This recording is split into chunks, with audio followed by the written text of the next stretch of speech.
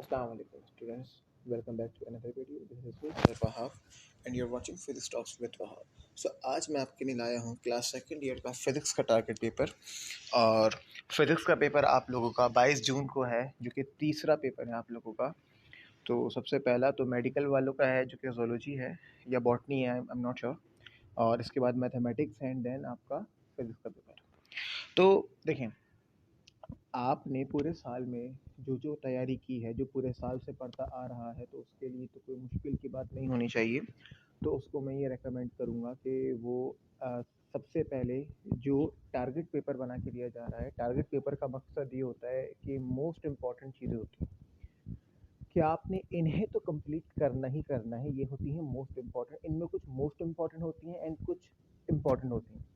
अच्छा, अब इनके अलावा जो बच जाता है, जो इसमें नहीं दिया जाता, वो ओवरऑल बुक में वो चीज़ें होती हैं जिसके अलावा भी आपको क्लास में पढ़ाई गई होती हैं, आपसे टेस्ट भी लिया गया होता है। तो मैं ये रेकमेंड करता हूँ कि जिसने पूरे साल पढ़ा है, उसने सबसे पहले इस टारगेट पेपर को 100% कंप्लीट करके उसके बाद जो कुछ और इसके अलावा तैयारी की है, उन सबको भी दोहरा लेना है, ठीक है। या इसके बाद टाइम बचता है और आपने कुछ इसके अलावा नहीं किया हुआ, तो टारगेट पेपर आप कंप्लीट कर लेते हैं और टाइम बचता है, तो फिर आप खुद मुझसे पूछें कि सर हमें और क्या करना चाहिए। तो मैं आपको इंशाल्लाह और मज़ीद इसके अलावा चीज़ें जो इसके होने के बाद हमें एज अ बैकअप प्लान के तौर पे कर लेनी चाहिए, वो मैं गाइड करूँगा आपको इंशाल्लाह।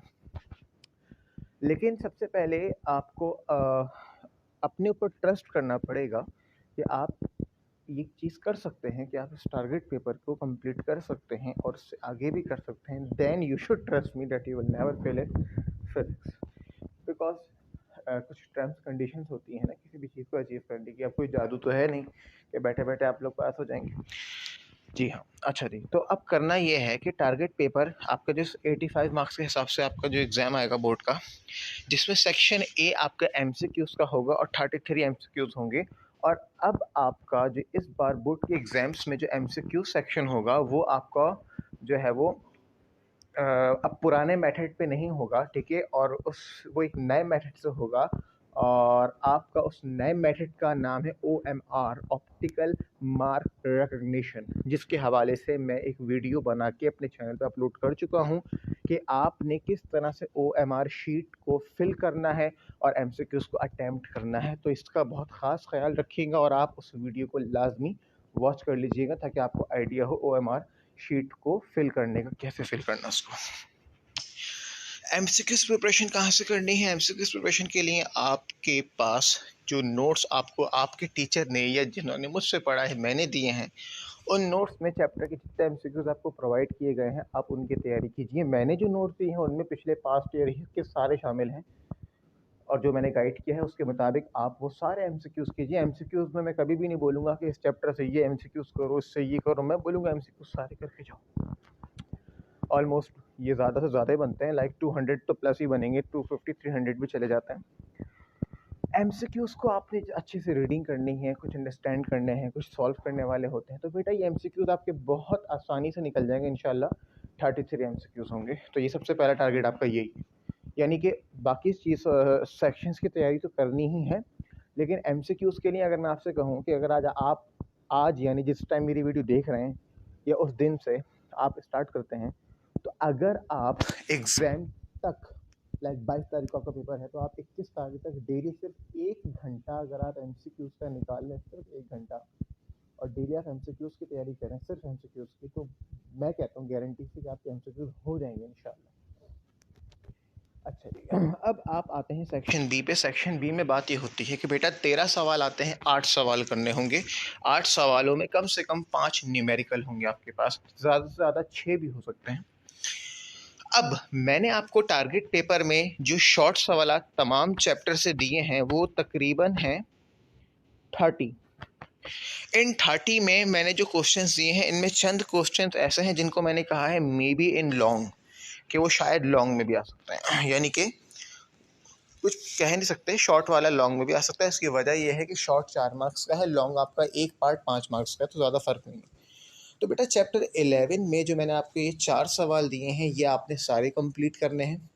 अच्छा, अब इन चारों सवालों के सॉल्यूशंस का मसला अगर आपके पास आए कि भाई कहाँ है, कैसे ढूंढने हैं, क्या करना है, तो देखें, आप मुझसे व्हाट्सएप पे कांटेक्ट कीजिएगा।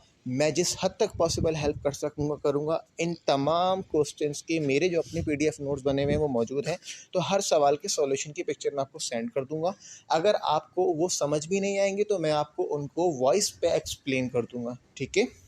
अच्छा जी, अब इसमें बॉयल्स चार्ल्स लॉ को मैंने मे बी एंड लॉन्ग कहा है, ठीक है। अच्छा जी, अब आगे बढ़ते हैं, चैप्टर 12 पे आते हैं। तो चैप्टर 12 से मैंने आपके लिए यहाँ 4 सवाल निकाले हैं, जिनमें करने तो चारों ही हैं मैं ये कहूँगा, लेकिन जो क्वेश्चन नंबर 7 है ना, ये बहुत इंपॉर्टेंट सवाल है जिसमें आपको ये यूनिट प्रूफ करना है, ठीक है बेटा। अच्छा जी,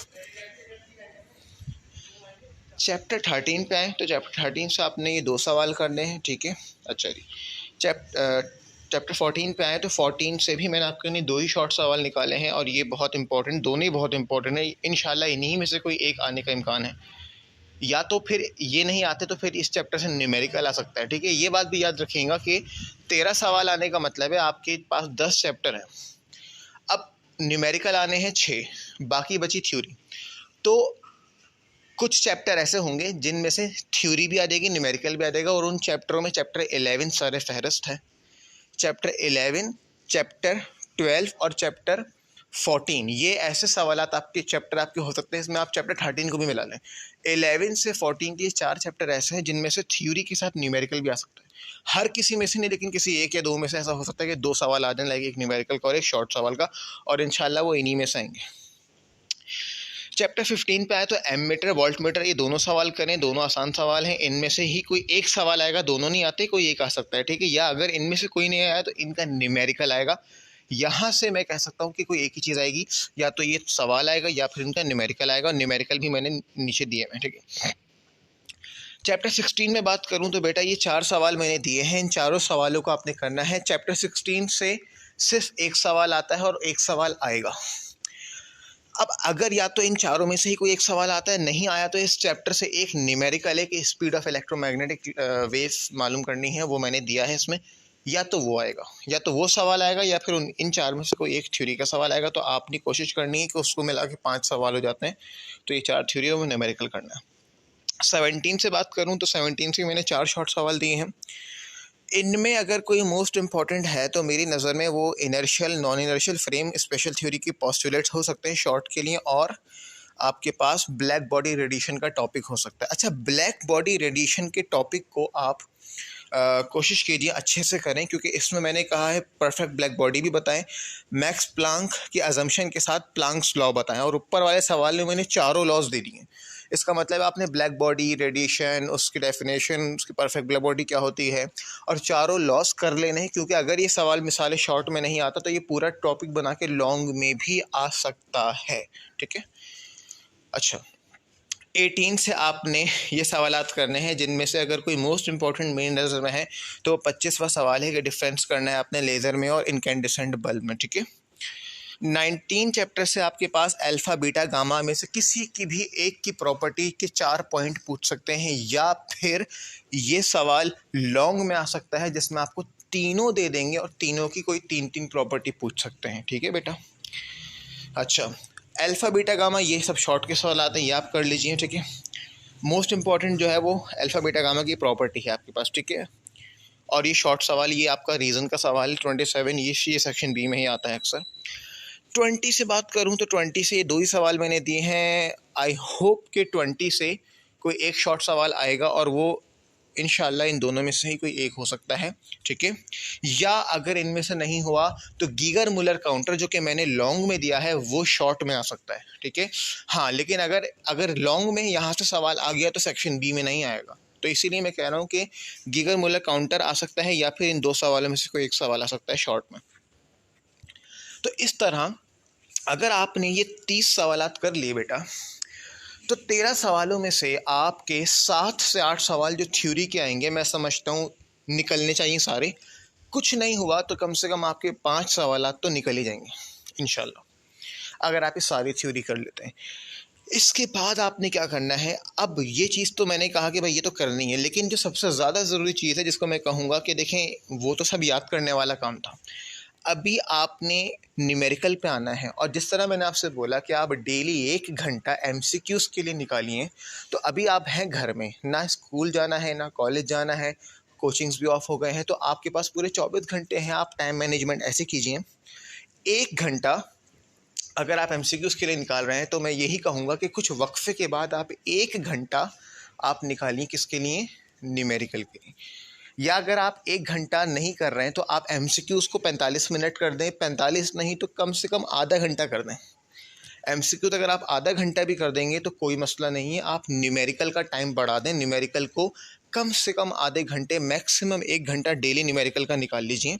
मैंने आपको 50 न्यूमेरिकल दिए हैं, तो इसका मतलब ये बनता है कि अगर आप रोज़ की बुनियाद पर सिर्फ 5 न्यूमेरिकल भी करेंगे बेटा, तो आपके 10 दिन में 50 न्यूमेरिकल आराम से हो जाएंगे। और आई होप, आई एक्सपेक्ट इंशाल्लाह कि आपके जो न्यूमेरिकल आएंगे वो इन्हीं में से आएंगे। और अगर कोई आउट भी हुआ तो 6 न्यूमेरिकल में 1 से 2 थोड़े अलग भी हो सकते हैं, लेकिन आपके आसानी से 4 न्यूमेरिकल भी निकल गए। और जो थ्योरी आपने ऊपर अटैम्प्ट की है तो आपके 8 सवाल बहुत ही खुशी निकल जाएंगे इंशाल्लाह। तो बेटा अब सुनिए, ये जो न्यूमेरिकल हैं, ये गिवन न्यूमेरिकल जितने हैं आपने सारे कंप्लीट करने हैं, ठीक है। चैप्टर 11 से तकरीबन 7 न्यूमेरिकल हैं। चैप्टर 8, चैप्टर 12 से मैंने आपको ये न्यूमेरिकल दिए हैं। अच्छा, चैप्टर 11 से जो मोस्ट इंपॉर्टेंट न्यूमेरिकल है ना, वो आपके कार्नोट इंजन के हैं। चैप्टर 12 से मोस्ट इंपॉर्टेंट न्यूमेरिकल आपके कैपेसिटर के हैं, लेकिन मोस्ट बोला है इसका मतलब है बाकी जो हैं वो भी आपने करनी है। चैप्टर 13 से जितने न्यूमेरिकल दिए हैं ये सारे करने हैं आपने। चैप्टर 14 से आपने सभी करने हैं, बट जनरेटर वाले लाजमी करने हैं, ठीक है। अच्छा जी, 15 से आपने ये 3 ही दिए मैंने, ये लाजमी कर लेना, ठीक है। 16 से ये वाहिद न्यूमेरिकल है, ये लाजमी लाजमी लाजमी करना। 17 से जितने न्यूमेरिकल दिए हैं कोशिश कीजिएगा कि ये सारे करें, ये सारे ही इंपॉर्टेंट में हैं, लेकिन जो मोस्ट इंपॉर्टेंट इनमें हैं वो आपके ये हैं, लाइक m0c² वाले जो न्यूमेरिकल यहाँ पे मौजूद हैं, यानी स्पेशल थ्योरी रिलेटिविटी के। अच्छा जी, जिसमें इसका पहला वाला 35 और ये 38 ये मोस्ट इंपॉर्टेंट है। 18 में आएंगे तो 18 के यही इंपॉर्टेंट न्यूमेरिकल हैं, ये लाजमी करना, इंशाल्लाह इन्हीं में से आएंगे। लॉन्गेस्ट एंड शॉर्टेस्ट वेवलेंथ वाले ज़्यादा इंपॉर्टेंट है, ठीक है। इनमें से कोई भी सीरीज़ आपको दी जा सकती है। 19 में आओ तो 19 में दिएगा ये जो न्यूमेरिकल मैंने 5 दिए हैं ये लाजमी करना, और इनमें अगर कोई मोस्ट इंपॉर्टेंट है तो ये सबसे पहला वाला जो टेरिलियम वाला, ये मोस्ट इंपॉर्टेंट न्यूमेरिकल है। और इसके अलावा अगर कोई इंपॉर्टेंट है तो वो लास्ट का 49 और 50, जिसमें 49 भी ज़्यादा इंपॉर्टेंट बन सकता है आपका रेडियो एक्टिव डीके से।